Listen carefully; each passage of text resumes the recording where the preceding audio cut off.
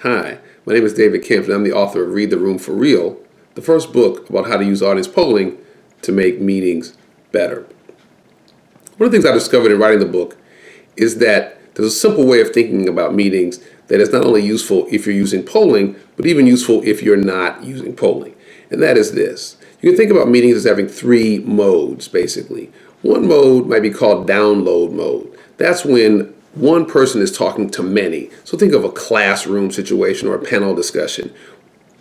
In this case, polling is helpful to try to either clarify that the audience learned what you said or to find out where they're coming from so that you can alter your presentation in light of that.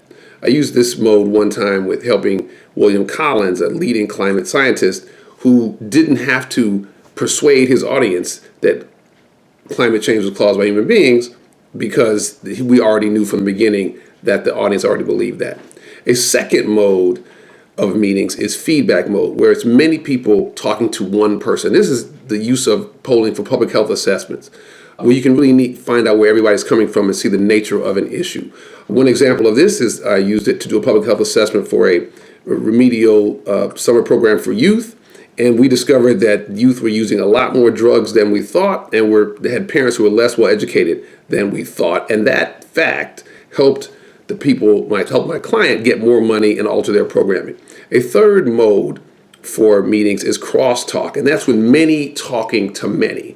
And that's your classic workshop situation, but sometimes in a large setting. One time, for example, I used polling with a library to help have an initial conversation, initial exploration about which group populations we're serving well and which we're serving poorly, so we can not talk about the ones we agree we're serving well. We could have one kind of conversation about the ones that we know we're all serving poorly. Why are we doing that? And then we had an exploratory conversation about our differences of opinion. What I found is that if you clarify the purpose of this moment in the meeting, you will have a better meeting whether you're using polling or not. Clarity and purpose is key. Again, my name is David Campt, the author of Read the Room for Real, and good luck with your convenings.